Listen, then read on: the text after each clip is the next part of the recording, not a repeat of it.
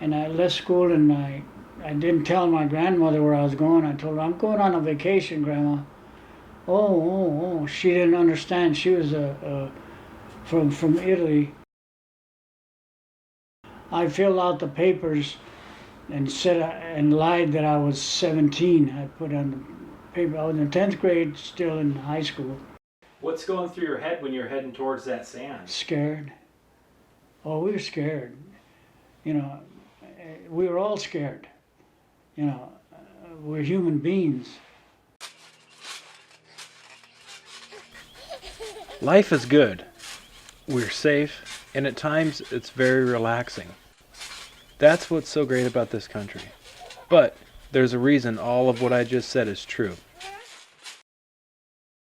Some take it for granted, others could care less. Me? I thank 'em every chance I get. This sea of white headstones can be found in most major cities in America. I look out at a view like this and can't help but think of all those men who fought through hell. Some died on foreign soil, some came home. But every one of these headstones has a story to tell, with no one to tell it. All of these stories will go unheard for the rest of time. It's quiet here, but these headstones scream a million words for those who will listen.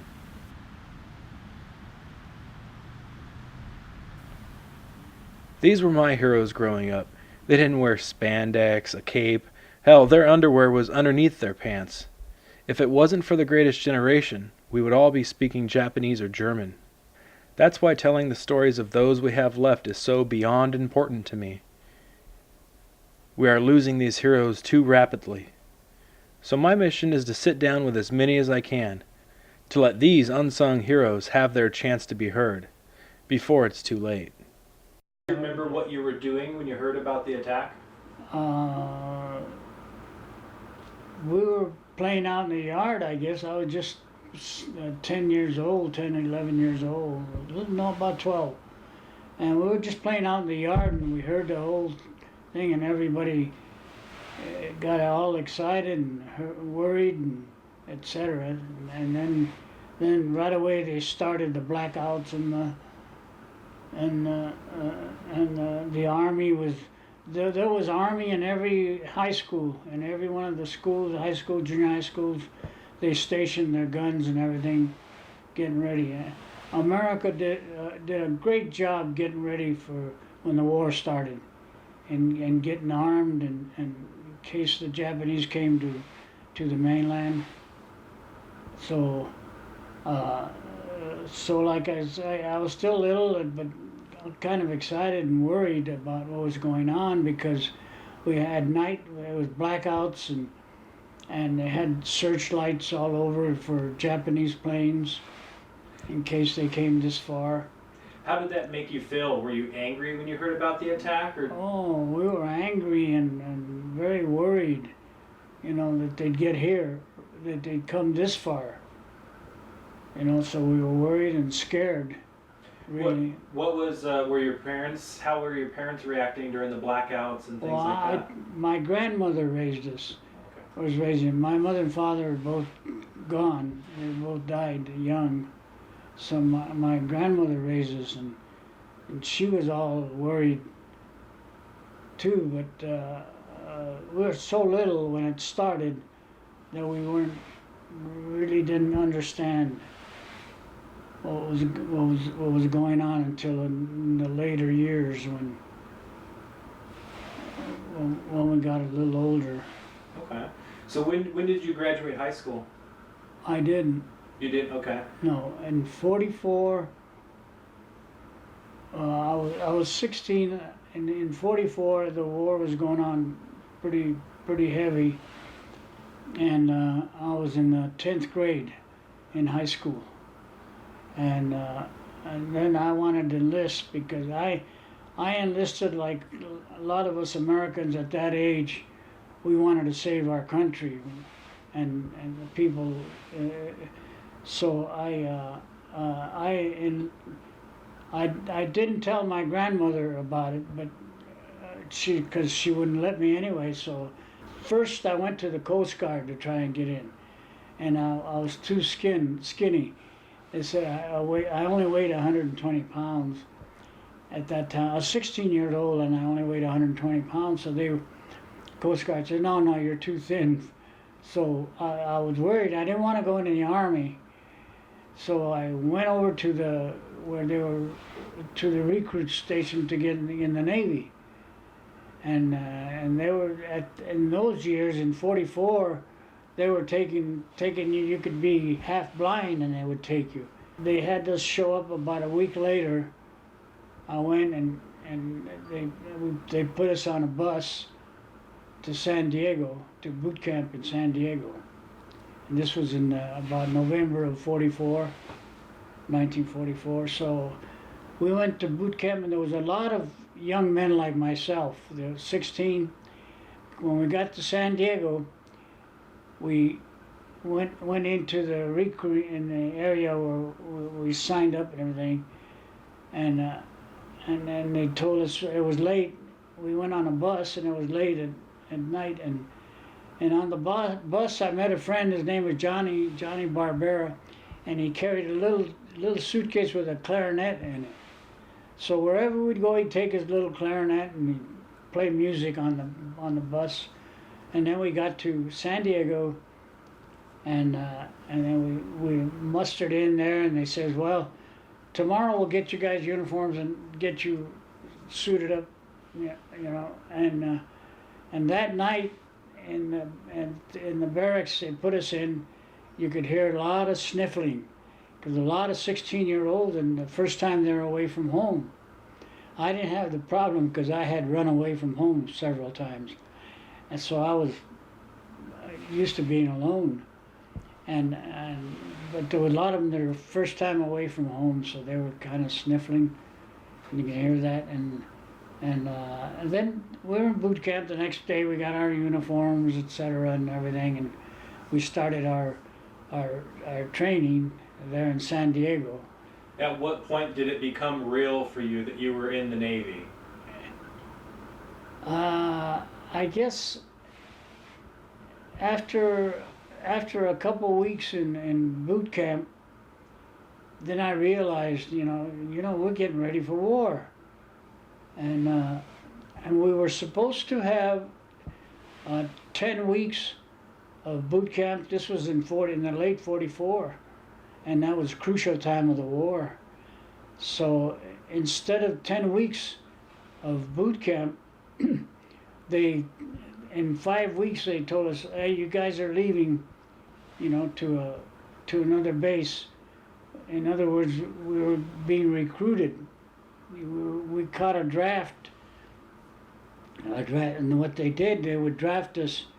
They would draft you to a certain ship or etc. out of boot camp, and we were supposed to have 10 weeks of boot camp. We only had 5 because of the crucial time of the war.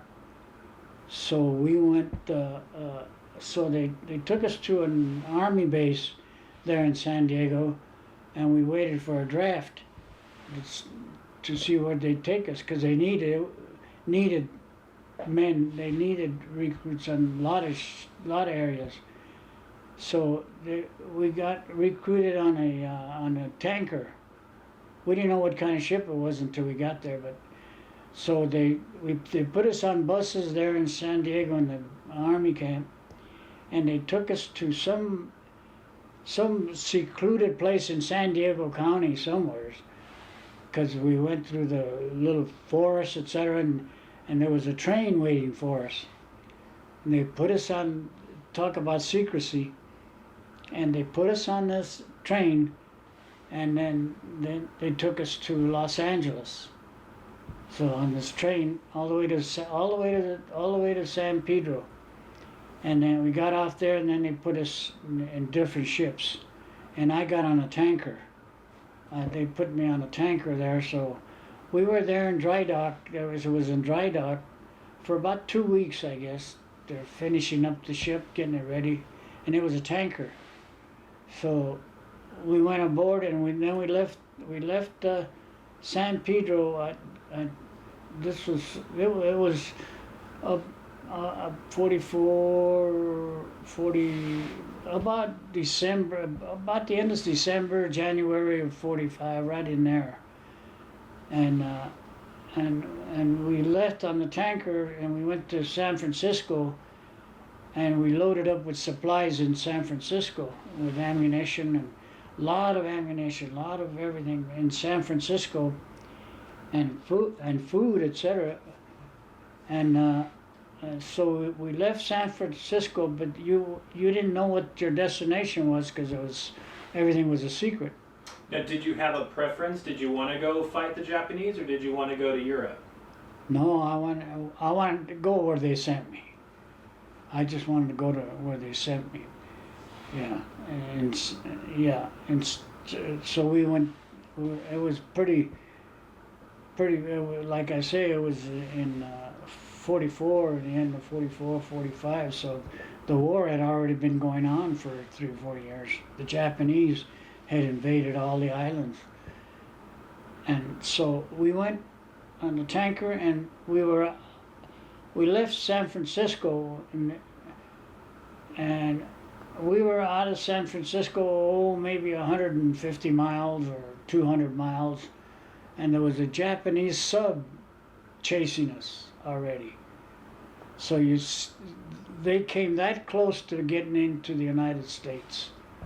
And so we got him on the sonar, and so we were in a convoy going to Hawaii from San Francisco, and so we kept going, but a couple of destroyers turned around and went back to find that submarine to blow him up, and they blew it up and everything. Then we went on to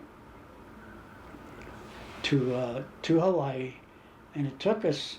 That tanker was doing it was a converted merchant tanker, and we were doing, I don't know, about 5 or 6 knots. Can you imagine? That's about 8 miles an hour going to Hawaii. So it took us a long time. It took us a month or couple months to get to Hawaii from San Francisco. Wow. Yeah, it was that slow. What was the vibe on the ship when you guys heard about the Japanese sub that was near you? Oh, we went to general quarters.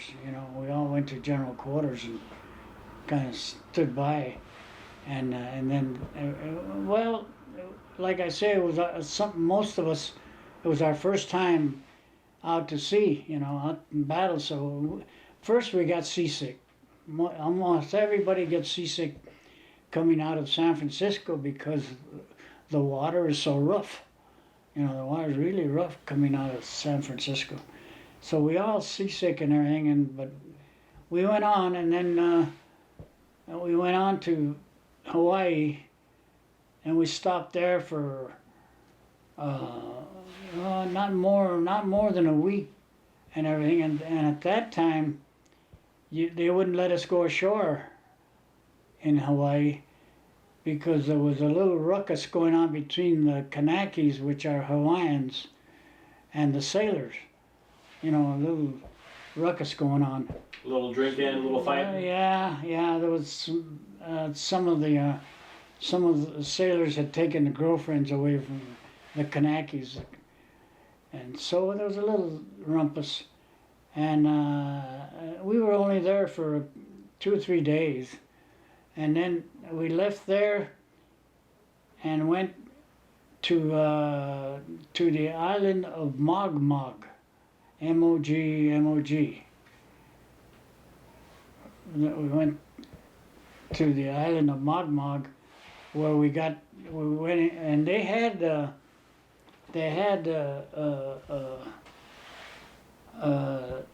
those chains that they put in to divert the submarine, so submarine couldn't go in that area. They put out a fence to get in to that area, and so we anyways, so we went in and we anchored. We tied up because we were supposed to get topped off by a merchant ship. there was a merchant tanker coming in the next day. When they say topped off, that means they were going to give us their oil and gas. See, the merchant ships got to do that, and then they went home. They came back to the United States, but we never got to come home. We stayed out there, and so we stayed there for a couple days getting topped off, and then and the island of Modmog was like a recreation area, and we loaded our launch. We had a motor launch on the ship, and we loaded it with beer, cases of beer, and it sunk on the way to Modmog, to the recreation area. There was so much beer on that launch, it sunk. I bet everyone's pretty sad, huh? Yeah, but we still went to the island and we played baseball, and we were on that island that way. And there was a fence down the middle of the island. One side was for recruits, for us, for sailors and Marines recruits, and the other side of the fence was for officers. So the officers got better beer, probably iced beer, and that's where the nurses would go on liberty. This was on your way to the fighting areas, and so we went and had our beer and had a couple of fights and stuff, and then we went back to the ship, back to the tanker. It was topped off and everything. Then we went on towards. We went to the Philippines first, and on the Philippines is where I got transferred. In the Philippines, I got transferred to the LCS, Landing Craft Support, because they needed some men on it. What was the name of the ship? The LCS 95 didn't have names. The Landing Craft Supports. It was, like I say, there was about the size of you saw the picture. It was the size of an LCI. And we'd go all the way up to the beach. See, on the Philippines, when I went on board the LCS, then we got supplies there on the LCS, and originally there was 300 LCSs, and we'd go all the way to the beach and cover for the Army and Marines. And at the end of the war, there was only maybe 80, 90 of them left of the 300. The rest were blown up. So we went from the Philippines, then we went to Iwo Jima. We had supplies then, and to Iwo Jima first, and we were in the Battle of Iwo Jima, and there were thousands and thousands of ships on that Battle of Iwo Jima. So when you were heading towards Iwo Jima, were there any rumors or anything about what the Japanese were doing? What was the talk about around the ship about the Japanese? No, we had just heard that we were winning the war by then. At first it was quite a battle, but I had nothing to do with the beginning of the war because I went in '44. But that was a crucial time, really, when the big battles were going on. And so we went to Iwo Jima, and we pulled up to the beach in Iwo Jima, and we had a lot of gunpowder. We had a lot of guns. We had 20 millimeter, a couple of them 40 millimeter. We even had a 5-inch gun on the bow. What was your job on the ship itself? Well, I was on a 20 millimeter gun, but I was a coxswain. That's a boatswain's mate, 3rd class. The chief liked my work, so he made me a boatswain's mate. And during the war, you didn't have to take tests or anything. If an officer wants to wanted to rate you, he'd just give you that rate and fill out the papers, and they made me a boatswain's mate. I think I don't know, it was after Iwo Jima or before. Anyway, I got rated, And so we at Iwo Jima we pulled up to the beach, and there was all kinds of landing craft and ships behind us, but we went all the way to the beach to cover for the landing craft. What's going through your head when you're heading towards that sand? Scared. Oh, we were scared. You know, we were all scared. You know, we're human beings. You know, we were all scared, but we wanted to do our job. You know, we wanted to do the job for our country. That's why we won the war, because we had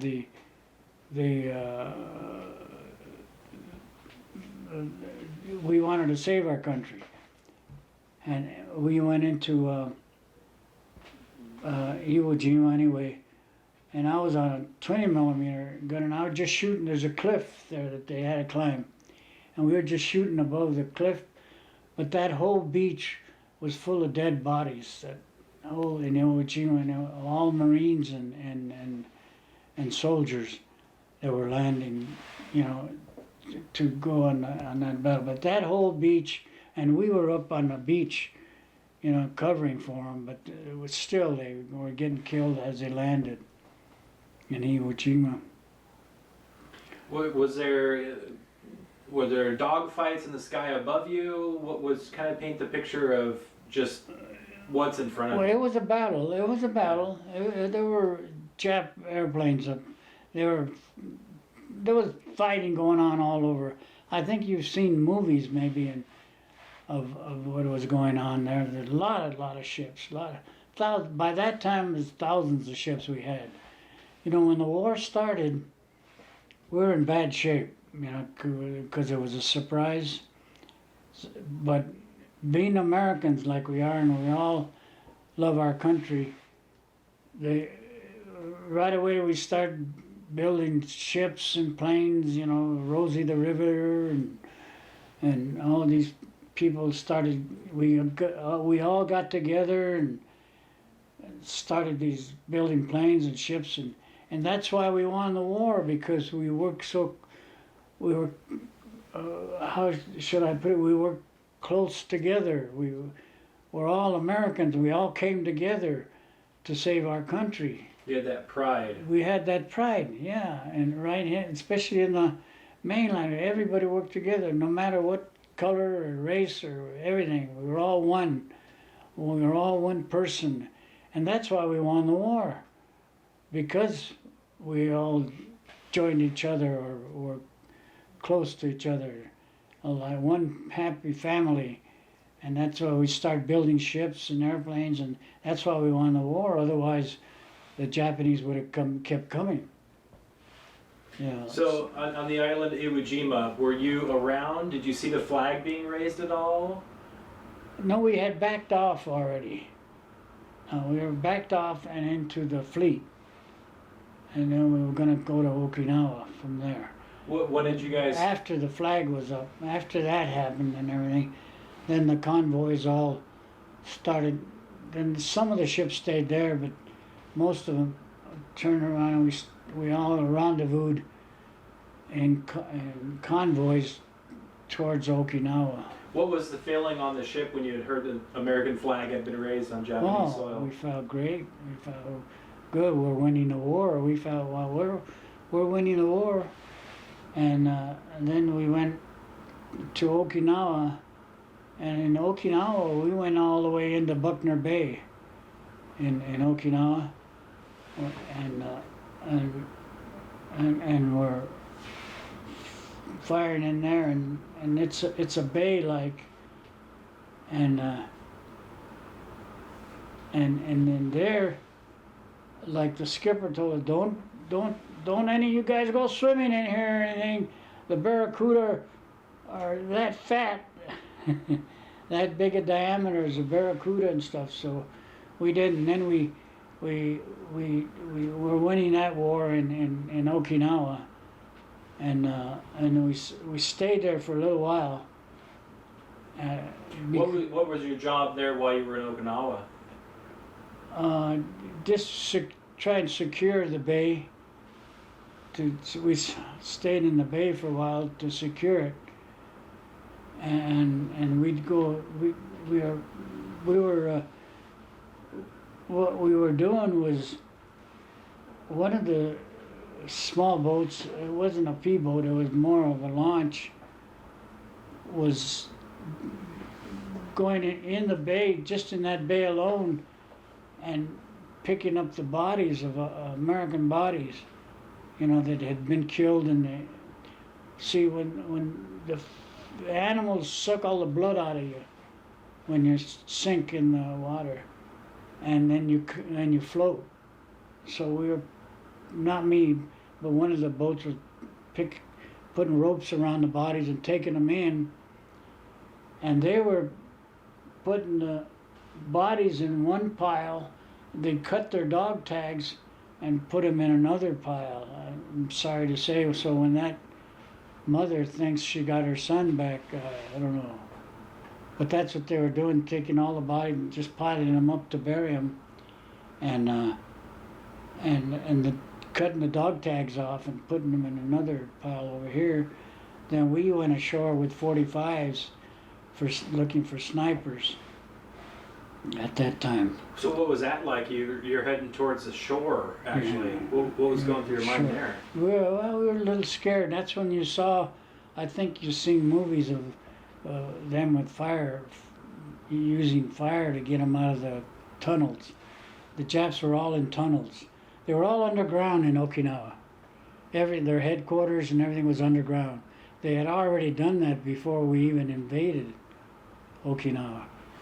So did you guys have a flamethrower within your group, or was not in my group? No. This was the Marines when they landed. They had the flamethrower. The Marines and the Army. The Army, when they landed, they were with the flamethrowers. Did you see any of the flamethrowers being shot or anything like that? Oh yeah, because we were right there. And then we didn't hang. Then we left there, and then after we left Okinawa, then we were getting into convoys, getting ready to go into Tokyo. And you never seen so many ships in all your life. That whole horizon out in the Pacific, that whole horizon was ships. You know, when you see a ship coming over the horizon, that beautiful picture of the whole horizon was ships coming over, getting ready to invade Tokyo, to go into Tokyo. And that's when the Kamikazes were coming. You know, in those when we were in that convoys, when the Kamikazes were coming. Now that was scary. Did you guys have any coming at you specifically, or were they going you for the don't bigger know. ships? You didn't know where they were going to go. And that was, I think, we were more scared with the Kamikazes than we were when we were fighting the war, because you didn't know where they were going to dive, where they were going to hit. Did you guys have anything land near you in the water? Oh yeah. We had pictures. I don't know what I did with my pictures I had. Some of these. When we landed when they were crashing down by us, you know, just missing us. But then we had the whole fleet out there. They were trying to get. What would happen is, if you were in a convoy, we were getting ready to go to Tokyo. Okay, so little by little we were assembling in convoys to go ready. But while we're doing, the Kamikazes were coming over, and when the Kamikazes were coming, say from maybe 100 miles away or 50 miles away or something, then the carriers that were in that the carriers would turn around and go to meet them. Then our planes would take off to go shoot them down before they got to us. See, so that's what was going on then. But some of them got through, you know, and they missed us. Were you able to get any of them? Were you guys shooting at them? Yeah. You never. It was not funny, but kind of ridiculous when you see us shooting at planes, at the Kamikazes especially. And the other Jap planes, you see the shells, they were like fire going up, you know, and shells like this, thousands of shells trying to hit them, and they miss. They were all missing and the kamikazes were still able to do some damage. And so when the kamikazes finally calmed down, was it just like you had to take a minute to breathe, or? oh yeah. Then after that, and then we went into Tokyo. Before we went into, let's see, the fleet was going into Tokyo, but we had an assignment. They gave us an assignment to go to China. So we went with a small convoy to China, and it took a couple of transports. They were taking the Marines. They took Marines to China to police the battle that was going on between the communists and the nationalists. Sounds weird. Here we have a war over here, and it's almost over. It was over. And so we took the Marines to China to police another war. And we were on the Yellow Sea, and there were still mines floating around from the war. And what you do is you see them. The reason they call it the Yellow Sea because it's shallow. So the sand kind of comes up and it turns, the water's not clear. It's like sandy. You know, that's why they call it the Yellow Sea, I guess. It's not very deep. So we couldn't. The big ships couldn't go all the way to land to tie up. They had to anchor outside of the land. Outside of the bay, outside of the land area, the docks, and so we were there, and we all anchored outside, and then a funny thing happened while we were there. I had a brother. I had two brothers, and one was killed with Patton, and I had another brother that was in the Navy. I hadn't seen him for a couple of years, and he was on a transport. And the transports, we were covering the transports, and the transports came in there, and I noticed his ship came, and he was a radioman on a transport, and his ship was coming in. So I was the bosun's mate. So I took the launch. up to his ship and asked the skipper if I could come aboard. He said, yeah.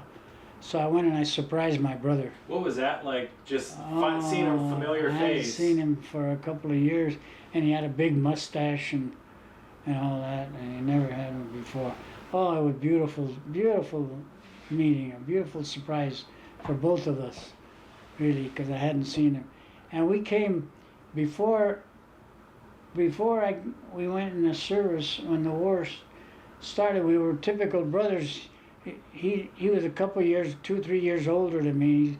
Get out of here, don't hang around with us when we're kids. But here he was so happy to see me, and we became really good, close brothers after that. That's cool. Yeah. So where were you when you heard about the bombs being dropped on Japan? Well, we were in the convoy that was getting ready to go into Tokyo. This is before China. See, when the war ended, we went to China. But this was before. We were in that same convoy of thousands and thousands of ships that were getting ready to invade Tokyo. We were getting ready to go into Tokyo. That's why I say, and we were rendezvousing, getting ready to invade Japan. How soon and before? And then we heard that. It was right about the same time we were getting ready, not too long before. That must have been a sigh of relief, huh? Oh, wow, yeah. Yeah, we would have lost, like they say, the estimate that hundreds of thousands of men would have gotten killed in that. But that's why he dropped the atom bomb. Mm-hmm.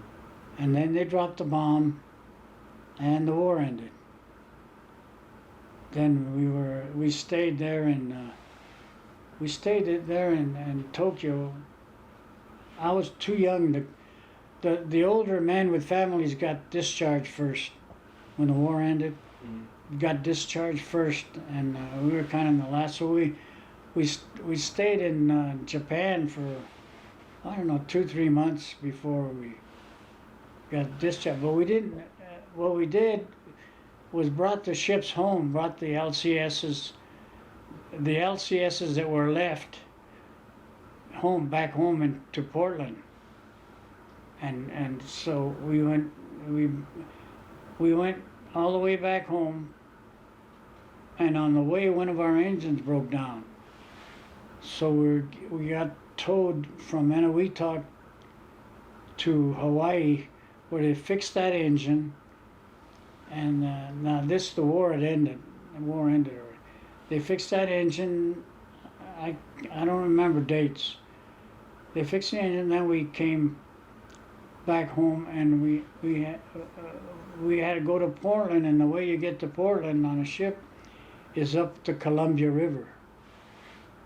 So we went up the Columbia River all the way to Portland, and decommissioned the ship. And then we got to come home. Then I came home. After that, we came home on a train. What was the party like when the Japanese had officially surrendered? Oh, we were so happy. All the guys were happy and throwing their hats up in the air, and everybody says, "Oh, we're gonna go home. We're gonna go home." And we just waited to go home. We all wanted to go home, because that was quite a war. And that's why I tell kids now, we won this war so you could be born, but look what you're doing to it. How does that make you feel when you see all these protesters and it's a All madhouse? these killings and everything. That almost makes you feel that we won the war in vain. After what we went through to keep our country free and all that stuff, and then to see this, it's terrible, terrible, terrible.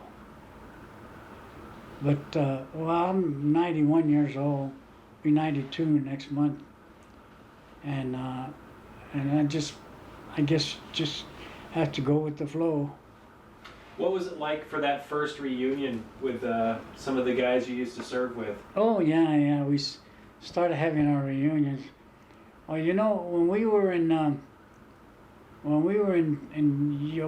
the city we were in, tied up to in Tokyo, was Yokosuka, or Yokosuka, or Yokosuka.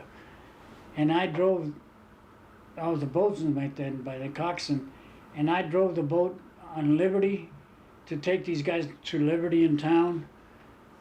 And one time I took them on Liberty. Then they called to pick them up after they were all drunk, And I went to pick them up, and I went alongside the dock there, and they were all going to get on the boat, and I pulled away from the dock, and they all went in the water.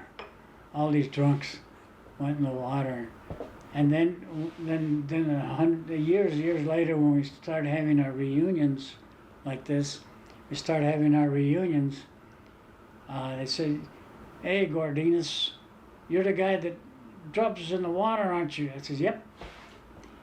And then they just laughed. For a minute, I thought they were going to whack me, And then they just laughed. We were so glad to see each other again when we started our reunions. Somebody got a hold of most of the guys from the ship, and we started having our reunion. We had them for about 20 years, and then they started dying, and they stopped the reunions. So, Are there any more of your shipmates still living? I don't know. I know one that lives in New York. He's a writer. He's a news writer of some kind. And Merv Block is his name. He lives in New York, and he's still alive. He was on our ship. Everybody went back to their old professions. whatever that. So life changed, I guess, forever for all of us. So if you could tell those guys you served with one thing, what would you want to tell them? We did a wonderful job. We did a wonderful job for our country. Too bad we can't see each other again, get together. Too bad we can't get drunk together again. One more time. One more time. One more time. Yeah. Yeah, I'd like to see them guys one more time. Yeah. Hello everyone, my name is Wyatt Roos and I just wanted to tell you a little bit about what Patreon is and how you can help support my project. Patreon is a monthly private subscription where content is made just for you. Donating even $5 a month gives me the ability to document the true stories of the Second World War and its heroes. You get access to first-hand experiences of the war and what it was really like to be there. When you support this project, you're supporting unsung heroes directly to continue my mission. With your support, I'm able to spend more time on meaningful work that will have a positive impact. Join me on Patreon and let's not let our heroes be forgotten. So come on this journey with me and experience the true stories of the Second World War and its heroes. Thank you very much for watching this video. I have to go get ready and do an interview with a Pearl Harbor survivor. And you know what? Why don't you come with me?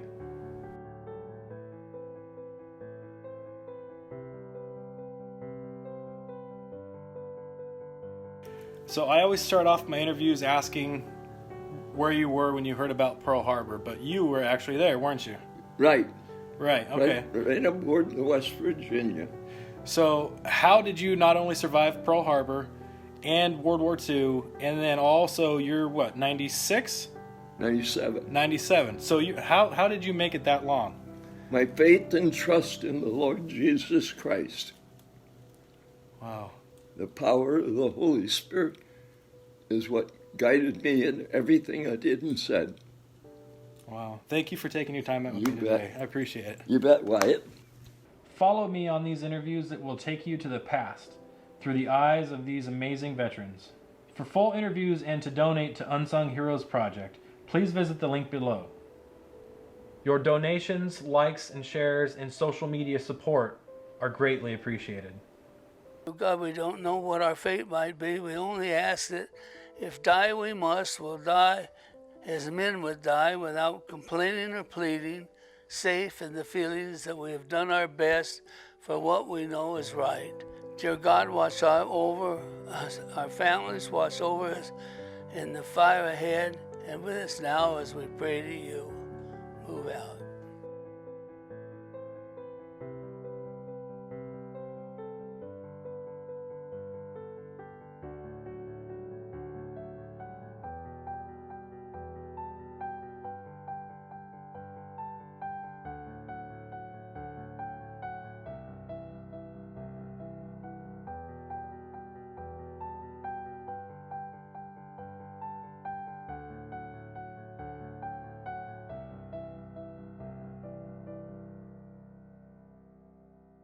Dear God, in a few short hours we'll be in battle with the enemy.